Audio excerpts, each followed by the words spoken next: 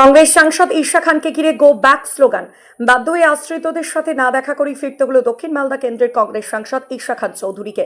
আজ বিকালে পার লালপুর হাই স্কুলে মুর্শিদাবাদ থেকে প্রাণ ভয়ে আশ্রয় নেওয়া বাসিন্দাদের সাথে দেখা করতে যান ঈশা খান চৌধুরী। স্কুলে ঢোকার মুখে স্থানীয় বাসিন্দারা তাকে ঘিরে গো ব্যাক স্লোগান দেন। সেই সঙ্গে ত্রাণ শিবিরের ভেতর থেকে উঠে আসছে গো ব্যাক স্লোগান। ঈশা খানকে গো ব্যাক স্লোগান দিলেন কেন? আপনারা ঈশা খানকে গো ব্যাক আমরা ঈশা খানকে চাই না। বাস কেন? আমরা কেন বলতে পারবো না, আমাদের মধ্যে ওরকম বলার ক্ষমতা নাই। আমাদের মধ্যে এখনো আতঙ্ক শেষ হয়নি।